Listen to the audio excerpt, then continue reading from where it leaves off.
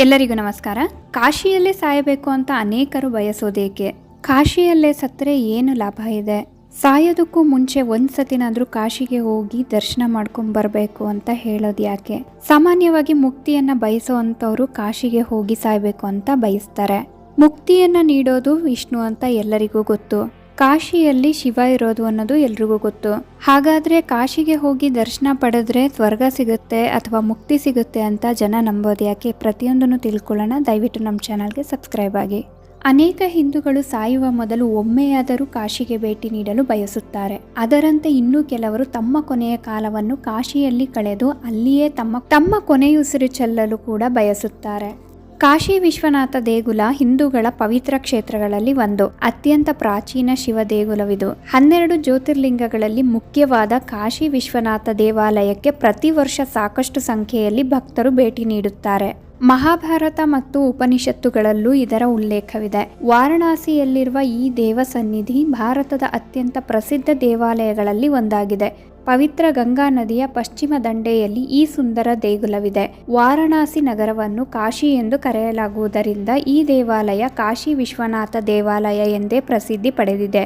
ಇತಿಹಾಸದ ಅನೇಕ ಘಟನೆಗಳಿಗೆ ಈ ಅದ್ಭುತ ದೇವಾಲಯ ಸಾಕ್ಷಿಯಾಗಿ ನಿಂತಿದೆ. ಸಾಕಷ್ಟು ರಾಜರು ಮಹಾರಾಜರ ಆಳ್ವಿಕೆಗೆ ಒಳಪಟ್ಟಿದ್ದ ದೇವಸ್ಥಾನ ಇದಾಗಿದೆ. ಕೆಲವು ವರ್ಷಗಳ ಕಾಲ ಇಲ್ಲಿ ಬೌದ್ಧರ ಆಳ್ವಿಕೆ ಇತ್ತು.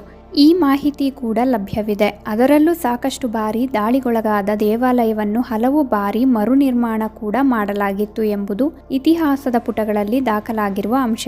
ಕ್ರಿಸ್ತಪೂರ್ವ 11ನೇ ಶತಮಾನದಲ್ಲಿ ರಾಜ ಹರಿಶ್ಚಂದ್ರನಿಂದ ನವೀಕರಿಸಲ್ಪಟ್ಟ ವಿಶ್ವನಾಥ ದೇವಾಲಯವನ್ನು ಚಕ್ರವರ್ತಿ ವಿಕ್ರಮಾದಿತ್ಯನು ಮತ್ತೆ ನವೀಕರಿಸಿದನು ಎಂಬುದರ ಬಗ್ಗೆ ಪೌರಾಣಿಕ ಉಲ್ಲೇಖವಿದೆ. ಪವಿತ್ರ ಗಂಗಾ ನದಿಯ ದಡದಲ್ಲಿರುವ ಕಾಶಿ ನಗರವು ಪ್ರಪಂಚಾದ್ಯಂತ ಇರುವ ಹಿಂದೂಗಳಿಗೆ ಅತ್ಯಂತ ಪುರಾತನ ಧಾರ್ಮಿಕ ಕ್ಷೇತ್ರ ಮಾತ್ರವಲ್ಲ, ಅದೊಂದು ಹಿಂದೂಗಳ ಪವಿತ್ರ ಸ್ಥಳಗಳಲ್ಲಿ ಒಂದಾಗಿದೆ. ಕಾಶಿಯ ಬೀದಿಗಳು ಒಂದು ಅದ್ಭುತ. ಕಾಶಿಯ ಬೀದಿಗಳಲ್ಲಿ ಎಲ್ಲಿ ನೋಡಿದರೂ ವಿದ್ವಾಂಸರು ಮಂತ್ರ ಪಠಿಸುತ್ತಿರುತ್ತಾರೆ. ಮತ್ತೊಂದೆಡೆ ಜನರು ತಮ್ಮವರು ನಿಧನರಾದಾಗ ಅವರ ದೇಹವನ್ನು ಹೆಗಲ ಮೇಲೆ ಹೊತ್ತುಕೊಂಡು ಹೋಗುತ್ತಿರುವ ದೃಶ್ಯಗಳು ಕೂಡ ಕಂಡುಬರುತ್ತದೆ. ಕಾಶಿಯ ಬೀದಿಗಳು ಕೀರ್ತನೆಗಳಿಂದ ತುಂಬಿವೆ. ಘಾಟ್ಗಳು ಪವಿತ್ರ ಶಕ್ತಿ ಮತ್ತು ಧಾರ್ಮಿಕ ಆಚರಣೆಗಳಿಂದ ತುಂಬಿವೆ. ಅತಿ ಮುಖ್ಯವಾಗಿ ಕಾಶಿ ವಿಶ್ವನಾಥನಿಗೆ ಮೊದಲನೆಯ ಪೂಜೆ ಮೊದಲ ಚಿತಾಭಸ್ಮದಿಂದ ಮಾಡುತ್ತಾರೆ. ಕೊನೆಯ ಪೂಜೆ ಕೊನೆಯ ಚಿತಾಭಸ್ಮದಿಂದ ಮಾಡುತ್ತಾರೆ. ಪ್ರತಿನಿತ್ಯವೂ ಕಾಶಿ ವಿಶ್ವನಾಥನಿಗೆ ಮೊದಲನೆಯ ಚಿತಾಭಸ್ಮ ಹಾಗೂ ಕೊನೆಯ ಚಿತಾಭಸ್ಮದಿಂದ ಪೂಜೆಯನ್ನು ನೆರವೇರಿಸುತ್ತಾರೆ. ಹಿಂದೂಗಳಿಗೆ ಶವ ಸಂಸ್ಕಾರ ಬಹಳ ಮುಖ್ಯ. ಜೀವನವು ಜನನ ಮತ್ತು ಮರಣದ ಚಕ್ರವನ್ನು ಅವಲಂಬಿಸಿರುತ್ತವೆ. ಅಂತಿಮವಾಗಿ ಮೋಕ್ಷ ಪಡೆಯುವುದು ಹಿಂದೂಗಳ ಅಂತಿಮ ಗುರಿಯಾಗಿರುತ್ತದೆ. ಕಾಶಿಯಲ್ಲಿ ಸತ್ತರೆ ಮುಕ್ತಿ ಸಿಗುತ್ತದೆ ಎಂಬ ನಂಬಿಕೆ ಹಿಂದೂಗಳಲ್ಲಿದೆ. ಈ ಆಧ್ಯಾತ್ಮಿಕ ನಗರವು ಮಾನವ ಆತ್ಮವು ಅಂತಿಮ ವಿಮೋಚನೆಯನ್ನು ತಲುಪಲು ಸಹಾಯ ಮಾಡುತ್ತದೆ ಎಂದು ಹಿಂದೂಗಳು ನಂಬುತ್ತಾರೆ. ಇದಕ್ಕೆ ಮುಖ್ಯ ಕಾರಣವೆಂದರೆ ಸಾಯುವ ಮೊದಲು ರಾಮನಾಮವನ್ನು ನೆನಪಿಸಿಕೊಂಡು ಜಪಿಸಿದರೆ ಮುಕ್ತಿಯು ಖಂಡಿತವಾಗಿಯೂ ಸಿಕ್ಕೇ ಸಿಗುತ್ತದೆ ಎಂಬ ಧಾರ್ಮಿಕ ನಂಬಿಕೆ ಇದೆ. ಸಾಯುವ ಕೊನೆಗಳಿಗೆಯಲ್ಲಿ ಸಾಕಷ್ಟು ಗೊಂದಲಗಳಿರುತ್ತವೆ. ಹಾಗಾಗಿ ರಾಮನಾಮ ನೆನಪಿಗೆ ಬರುವುದಿಲ್ಲ. ಆದರೆ ಕಾಶಿಯಲ್ಲಿ ಶಿವನೇ ಸಾಕ್ಷಾತ್ ಸಾಯುವವರ ಕಿವಿಯಲ್ಲಿ ರಾಮನಾಮವನ್ನು ಜಪಿಸುತ್ತಾರೆ ಎಂಬ ನಂಬಿಕೆ ಇದೆ. ಮುಕ್ತಿಯನ್ನು ಕೊಡುವುದು ವಿಷ್ಣುವಾದರೆ ಮುಕ್ತಿಯ ದಾರಿಯನ್ನು ತೋರಿಸುವುದು ಶಿವ ಎಂಬ ನಂಬಿಕೆ ಇದೆ. ಸಾಯುವವರು ಗೊಂದಲದಲ್ಲಿ ಅಥವಾ ಆತಂಕದಲ್ಲಿ ಏನಾದರೂ ರಾಮನಾಮವನ್ನು ಮರೆತರೆ ಶಿವ ತಪ್ಪದೆಯೇ ನೆನಪು ಮಾಡುತ್ತಾರೆ ಎಂಬ ನಂಬಿಕೆ ಇದೆ.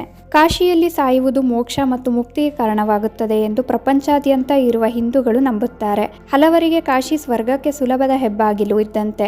ಹಿಂದೂ ಧರ್ಮ ಗ್ರಂಥಗಳ ಪ್ರಕಾರ ಕಾಶಿಯಲ್ಲಿ ಕೊನೆಯುಸಿರೆಳೆದವರನ್ನು ಸಂಸಾರದ ಸಂಕೋಲೆಯಿಂದ ಮುಕ್ತಿಗೊಳಿಸಲಾಗುತ್ತದೆ ಎಂದು ಹೇಳಲಾಗುತ್ತದೆ. ಈ ವಿಮೋಚನೆಯು ಪ್ರಾಪಂಚಿಕ ದುಃಖಗಳಿಂದ ಪಾರಾಗುವುದಲ್ಲ, ಆದರೆ ಶಾಶ್ವತ ಸಂತೋಷ ಎಂದು ನಂಬಲಾಗಿದೆ. ಕಾಶಿಯ ಹೃದಯ ಭಾಗದಲ್ಲಿ ದಿವ್ಯವಾದ ಕಾಶಿ ಮುಕ್ತಿ ಭವನವಿದೆ. ಪ್ರಪಂಚಾದ್ಯಂತ ಇರುವ ಹಿಂದೂ ಧರ್ಮೀಯರು ಮೋಕ್ಷ ಪಡೆಯಲು ಇಲ್ಲಿಗೆ ಬರುತ್ತಾರೆ. ವೃದ್ಧರು, ರೋಗಿಗಳು ಮತ್ತು ಶಾಂತಿಯನ್ನು ಬಯಸುವವರು ಕೊನೆಯ ದಿನಗಳಲ್ಲಿ ಇಲ್ಲಿಗೆ ಬರುವ ಮೂಲಕ ಮೋಕ್ಷವನ್ನು ಕಂಡುಕೊಳ್ಳುತ್ತಾರೆ ಎಂದು ನಂಬಲಾಗಿದೆ. ಪವಿತ್ರ ಸ್ಥಳವಾದ ಕಾಶಿಯಲ್ಲಿ ತಮ್ಮ ಕೊನೆಯ ದಿನಗಳನ್ನು ಕಳೆಯಲು ಆಶ್ರಮವನ್ನು ಒದಗಿಸುವ ಮಹತ್ತರ ಉದ್ದೇಶದಿಂದ ಇದನ್ನು ನಿರ್ಮಿಸಲಾಗಿದೆ. ಅನೇಕರು ಮರಣಾನಂತರ ತಮ್ಮ ಚಿತಾಭಸ್ಮವನ್ನು ಕಾಶಿಯಲ್ಲಿ ಬಿಡುವುದು ಕೂಡ ಇದೇ ಕಾರಣಕ್ಕಾಗಿಯೇ ಎಂದು ಹೇಳಲಾಗುತ್ತದೆ. ಸ್ವತಃ ವಿಷ್ಣುಪಾದವನ್ನು ತೊಳೆದ ಪಾದೋದಕ ಎಂದು ಪ್ರಸಿದ್ಧವಾಗಿದೆ ಗಂಗಾ. ಸಾಕ್ಷಾತ್ ಶಿವನ ಜಟೆಯಲ್ಲಿ ಸ್ಥಾನವನ್ನು ಪಡೆದಿದ್ದಾರೆ. ತೀರ್ಥ ಸ್ನಾನಗಳಲ್ಲೆಲ್ಲ ಅಗ್ರಗಣ್ಯ ಸ್ಥಾನವನ್ನು ಪಡೆದಿದೆ ಗಂಗಾ ತೀರ್ಥ ಸ್ನಾನ. ಶಾಸ್ತ್ರಗಳಲ್ಲಿ ಉಲ್ಲೇಖವಿದೆ, ಉಕ್ಕಿ ಬರುವ ಹಾಗೆ ನೊರೆ ಇರುವ ಕೆಂಪಾಗಿರುವ ತೀರ್ಥ ಸ್ನಾನವನ್ನು ಮಾಡಬಾರದು ಎಂದು. ಆದರೆ ಗಂಗಾ ಸ್ನಾನಕ್ಕೆ ಯಾವುದೇ ಕಟ್ಟುನಿಟ್ಟಿಲ್ಲ. ಎಲ್ಲ ಸಮಯದಲ್ಲೂ ಗಂಗಾ ಸ್ನಾನಕ್ಕೆ ಪವಿತ್ರವಾದ ಶ್ರೇಷ್ಠತೆ ಇದೆ. ಯಾವುದೇ ನಿರ್ಬಂಧವಿಲ್ಲ. ಎಲ್ಲ ಶಾಪಗಳಿಂದ ಮುಕ್ತಿಯನ್ನು ಕೊಡುವ ಶಕ್ತಿ ಇದೆ. ಎಲ್ಲ ಸಮಯದಲ್ಲೂ ಶಿವ ಹಾಗೂ ವಿಷ್ಣುವು ಪರಸ್ಪರ ಹೊಂದಾಣಿಕೆಯಿಂದ ಇರುತ್ತಾರೆ. ಮುಖ್ಯವಾಗಿ ವಿಷ್ಣು, ಶಿವ, ಗಂಗಾ ಇವರ ಕಾರಣದಿಂದ ಮುಕ್ತಿಯು ಸಿಕ್ಕೇ ಸಿಗುತ್ತೆ ಎಂಬ ನಂಬಿಕೆ ಇದೆ. ಕಾಶಿ ಕ್ಷೇತ್ರದಲ್ಲಿ ಮುಕ್ತಿ ಸಿಗುತ್ತದೆ ಎಂಬ ನಂಬಿಕೆ ಏಕೆ ಎಂದು ತಿಳಿಸುತ್ತಾ ಈ ವಿಡಿಯೋನ ನಾನು ಇಲ್ಲಿಗೆ ಎಂಡ್ ಮಾಡ್ತಾ ಇದ್ದೀನಿ. ಈ ಮಾಹಿತಿಗಳು ನಿಮ್ಗೆ ಇಷ್ಟ ಆದರೆ ದಯವಿಟ್ಟು ನಮ್ಮ ಚಾನಲ್ಗೆ ಸಬ್ಸ್ಕ್ರೈಬ್ ಆಗಿ, ಲೈಕ್ ಮಾಡಿ, ಶೇರ್ ಮಾಡಿ, ಹಾಗೆ ಕಮೆಂಟ್ ಮಾಡಿ.